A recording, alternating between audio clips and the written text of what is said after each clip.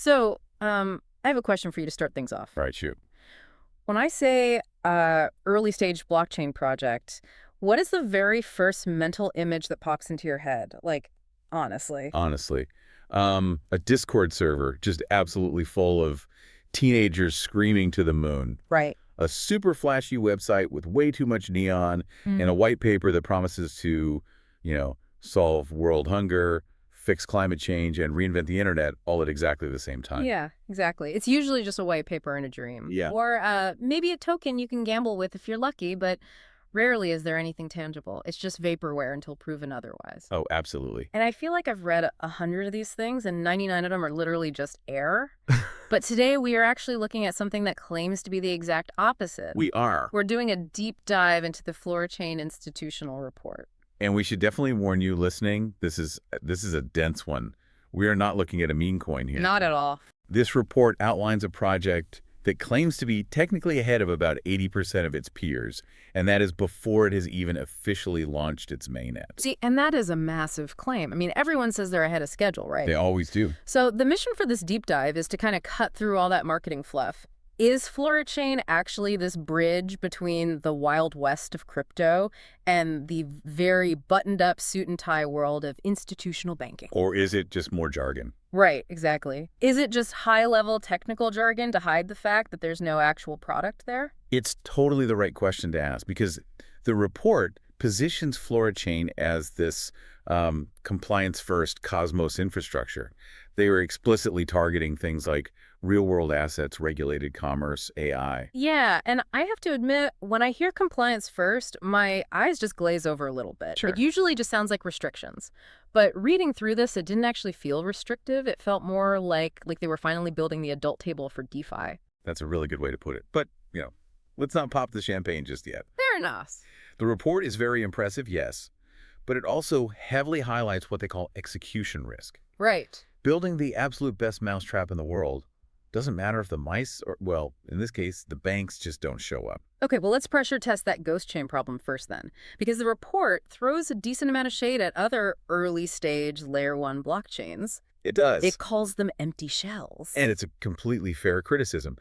If you look at the typical launch cycle, right, a new chain launches, what do they actually have live on day one? Just staking and a token? Exactly. Staking infrastructure just so the network actually runs, and a native token.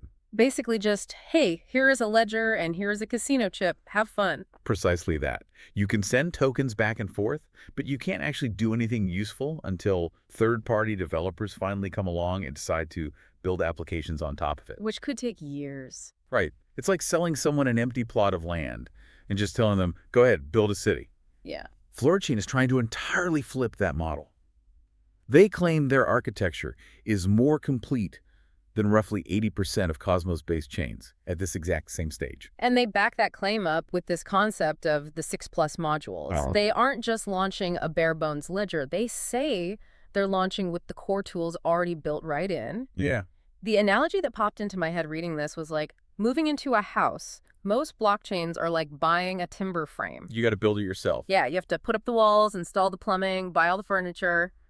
But FloraChain is arguing, hey, we're turnkey. The sofa's already in the living room. It's a solid analogy, but we really need to look at the furniture itself. Is it actually useful, or is it just ugly decor taking up space? Good point. Let's take Vector Core, for instance. Yeah, I actually circled that one in my notes. It's described as a registry for data and IP ownership. But why does a giant bank or a multinational corporation care about that right now?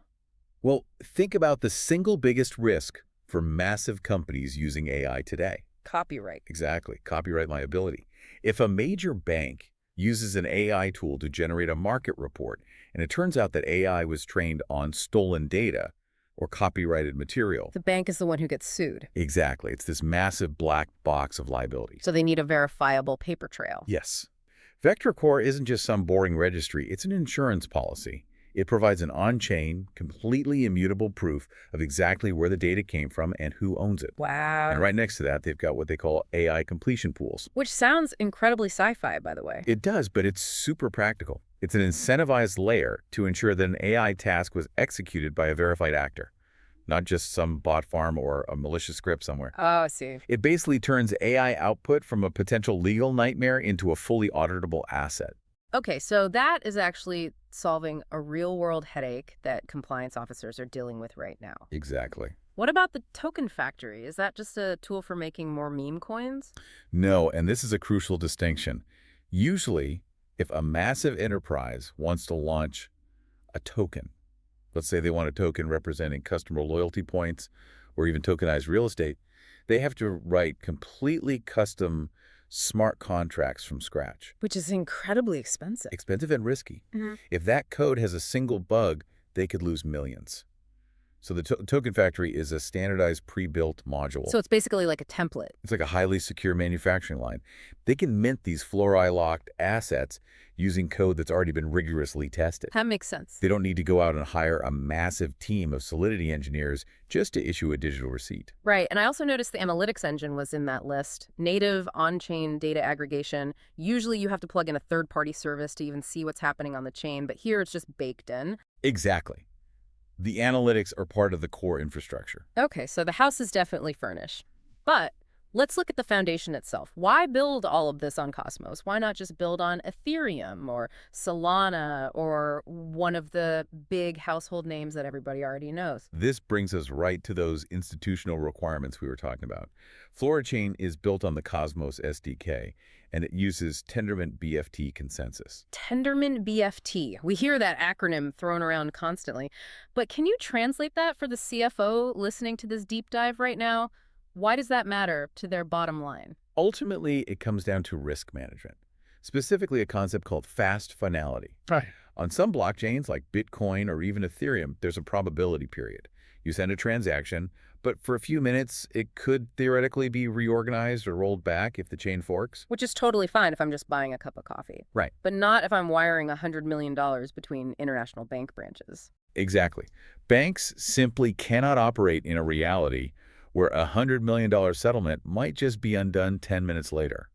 Tendermint offers immediate finality. Once it's in the block, it's done. It's irrevocable. So it prevents the takebacks. Correct. And the second major reason is sovereignty.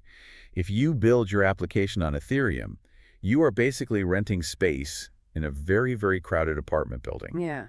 If someone launches a crazy popular NFT collection right next door, the hallway gets jammed, and suddenly your transaction fees spike to 50 or $100. And the report specifically calls this fee determinism. Right. They do.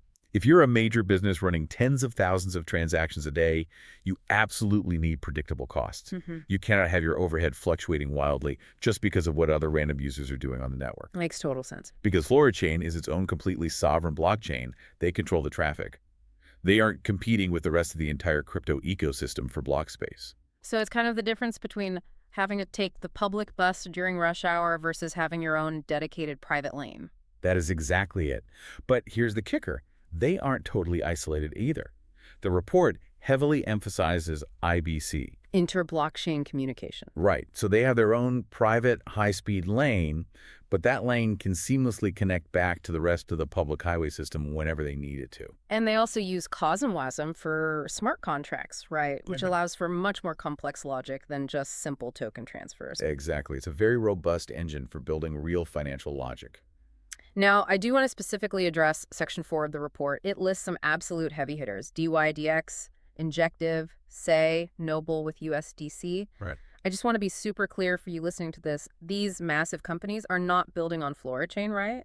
This isn't some secret partnership announcement they're leaking in a report. No, and to be fair, the report is very honest about that. They list these entities to validate the infrastructure thesis. Oh. They're saying, look, DYDX is a massive multi-billion-dollar exchange, and they literally left Ethereum to build their own custom Cosmos chain. Noble is issuing USDC specifically natively on Cosmos. So it's social proof. They're basically saying the really smart money is already moving to this architecture, and we happen to be built on that exact same architecture. Exactly. It validates that the underlying tech stack is ready for the big leagues. Okay, so the plumbing is rock solid. You've got the speed, you've got the sovereignty, the smart contracts. But here's the reality check for me. I can build the absolute fastest, most secure bank vault in the entire world, but if the vault door is square and all the money is round, Nobody can get their assets inside. The onboarding friction. Right. Traditional banks run on fiat currency. Dollars, euros, yen. They do not run on crypto tokens. If I'm a corporate treasurer, I do not want to deal with crypto exchanges. Right. I don't want to manage private keys or seed phrases. I just want to move the money. How does FloraChain bridge that massive gap without forcing a traditional CFO to basically learn how to be a crypto-native degen? That brings us perfectly to Section 3, the financial rails, and very specifically, the Digital IBAN. Yes. This was the exact feature that made me stop reading and go, okay, this is actually going to change things. Walk us through how this works. So currently, if a traditional company wants to move fiat money into crypto, it is an absolute nightmare. That's awful. You have to wire money to an exchange like Coinbase, wait days for settlement, execute a swap for a stable coin, withdraw that to a separate wallet. It is incredibly high friction and comes with a lot of fees. And it absolutely terrifies the legal department. It's their worst nightmare. But the Digital IBAN solves this by abstracting the blockchain layer away entirely. The company just sends a standard everyday bank transfer to a specific IBAN number. Literally just a regular wire transfer, like they're paying a supplier or a vendor. Exactly like that. To the corporate treasurer sitting at their desk, it looks exactly like a standard fiat payment. But on the back end of the system, the second that fiat hits the Digital IBAN, the FloraChain engine automatically converts it to native stablecoins and settles it directly into the corporate blockchain wallet. That's wild. And does it work in reverse? Completely seamlessly. You send crypto out from your FloraChain wallet, and the recipient on the other end literally just sees a normal fiat deposit show up in their traditional bank account. See, that is the aha moment for me. It makes the blockchain essentially invisible. The report calls it making crypto operationally indistinguishable from banking. It removes any dependency on those clunky external exchanges. It's just a direct automated pipe between the traditional banking system and the blockchain layer. But if you're piping the traditional banking system directly into a blockchain, you run headfirst into the giant elephant in the room: privacy. Right. Blockchains are, by definition, public ledgers. If I'm a major bank or a hedge fund, I absolutely do not want my competitors seeing my trading positions in real time. Of course not. I don't want the general public seeing my client list. But at the exact same time, I can't use a privacy system where everyone is completely anonymous because that's illegal. This is the fundamental tension of the whole industry. Permissionless crypto versus permissioned banking. Banks absolutely have to know who they are dealing with, KYC, know your customer. Right. But they can't just dox all their high net worth clients on a public website for anyone to scrape. So how on earth does FloraChain solve this without breaking banking laws or totally destroying client privacy? They use a ZK-KYC registry. Zero-knowledge KYC. Now, we hear zero knowledge thrown around so much it almost feels like a buzzword. Can you break that down? How would you explain ZK to a 5-year-old? Or honestly, maybe a 50-year-old banker? Think of it kind of like a bouncer at a nightclub. Okay, I like it. I'm listening. In the old world, the current system, to get into the club, you have to hand the bouncer your actual physical ID card. He looks at it. He sees your full legal name, your exact birth date, your home address, maybe even your height and your eye color. He learns absolutely everything about you just to verify one single piece of information that you are over 21. Right. It's a massive, unnecessary data leak just to prove your age. Exactly. Now, imagine a futuristic nightclub scanner. You hold your ID up to this scanner, and it just flashes a green light that says over 21. Okay. The bouncer never knows your name. He doesn't know what street you live on. He just knows that the machine definitively verified you meet the criteria. That is zero-knowledge cryptography in a nutshell. So in FloraChain's specific case, the bouncer is the blockchain. Correct. The ZK-KYC registry allows a user to cryptographically prove that they are a valid registered business or that they aren't on some international sanctions list by providing a cryptographic proof. The blockchain verifies that the proof is mathematically true, but it never actually stores the passport photo or the sensitive personal data on the ledger. So the government regulator can audit the system and see mathematically that everyone played by the rules. But the general public cannot look at the chain and see who the players actually are. It perfectly satisfies compliance regulations without creating a massive privacy nightmare. Man, that's clever. And speaking of privacy, we really have to talk about DarkHorse. Oh yeah, Section 5. Which is, by the way, the best name for a corporate division I have ever heard.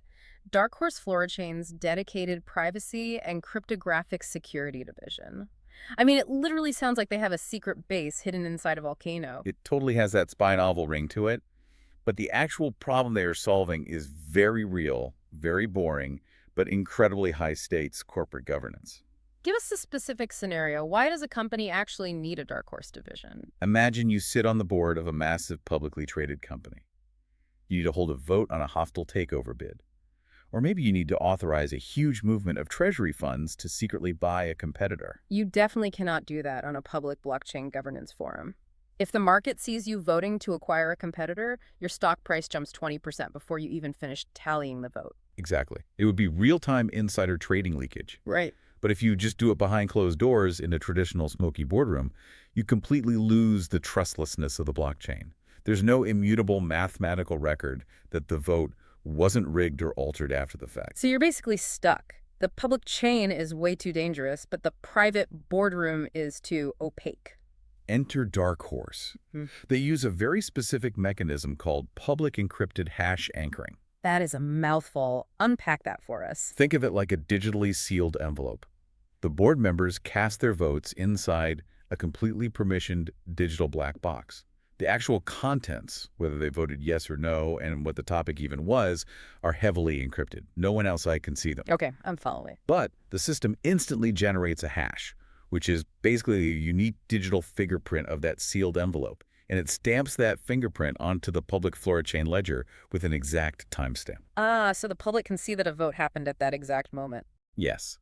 They can mathematically prove the vote occurred, they can prove that the envelope was never tampered with, and they can verify it was done by the legally authorized board members. But they absolutely cannot see what was inside the envelope until the board officially decides to reveal the decryption key. Integrity is public, confidentiality is preserved. That is exactly their tagline. And look at the target sectors they're going after with this.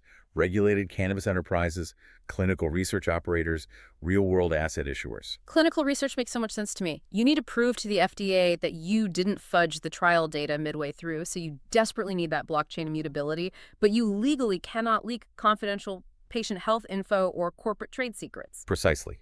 They are deliberately targeting massive industries where auditability combined with strict privacy is a federal legal requirement, not just a nice-to-have feature. Wow. Okay, so we have the turnkey furniture, the Cosmos Foundation, the seamless banking rails with the IBAN, and the secret agent privacy layer. But now we have to look at the actual business strategy. Section 6. Right. The report includes this really interesting quadrant chart. This is where they visualize their entire market positioning. They basically divide the blockchain world into meme L1s and enterprise chains. Meme L1s being the Wild West casino we talked about at the beginning. Right. Very low infrastructure, zero compliance, extremely high speculation. And enterprise chains. What does that mean in this context? Think of a completely private, permissioned blockchain built by a consortium of legacy banks. It has extremely high compliance, but it's a totally walled garden. It's completely closed off. Right. There's no open source innovation, no outside developers building cool apps. Honestly, it's just a glorified, incredibly slow database. And FloraChain essentially puts itself right in the top right quadrant. High compliance plus high modularity. They want the best parts of both worlds. That is the big pitch. Yeah. But honestly, here is where I get a little bit skeptical. The report openly admits that the technical risk is actually quite low. The modules work. The testnet is live today. The dominant variable that could tank this whole thing is what they call execution risk. Which is just polite consultant speak for, can they actually get anyone to use this thing? Correct. It is by far the hardest part of crypto. You can build the most technologically perfect airport in the world, but if no airlines decide to fly there, you just own a lot of really expensive concrete. So what exactly is their business plan? They mention these 3 distinct wedges in the report. It's a very deliberate, sequenced attack on the market. Wedge A is the compliance layer for real-world assets. They are aggressively going after traditional asset managers first. Why start with them? Because right now, big asset managers are absolutely desperate to tokenize things. Real estate, treasuries, commodities. They want that on-chain liquidity, but they are terrified of the regulatory blowback from the SEC. Well, that makes sense. So FloraChain is basically saying to them, look, use our ZK-KYC layer, tokenize your assets, and you stay completely safe from regulators. Okay, that's a smart entry point. And wedge B? ZK-KYC as a service. This one is super interesting. They are actually willing to license their identity and compliance tools to other competing chains and DeFi platforms. Wait, really? So even if you don't build your project on FloraChain, you might still end up using their ID scanner behind the scenes. Exactly. It brilliantly positions them as an essential service provider, not just a direct competitor to everyone else. It's the classic selling shovels during a gold rush strategy. That's a great strategy. And finally, Wedge C. Tokenization infrastructure. Yeah. Basically, taking that token factory module we discussed earlier and helping massive traditional enterprises mint their own compliant digital assets without dealing with the incredible technical headache of writing smart contracts. It really seems like a very structured, mature approach. Right. They clearly aren't trying to attract retail day traders flipping dog coins on a Tuesday. They are purely hunting for massive institutional whales. Which is a significantly harder game to play. Sales cycles with major banks take 18 months. They don't take 18 minutes. Yeah. But the institutional stickiness is so much higher. Once a major corporation integrates its internal treasury with your digital IBAN, they aren't going to just pack up and leave next week just because some other chain offered a slightly higher yield. Totally. So let's try to wrap this up. FloraChain clearly isn't trying to be the next viral sensation on Twitter.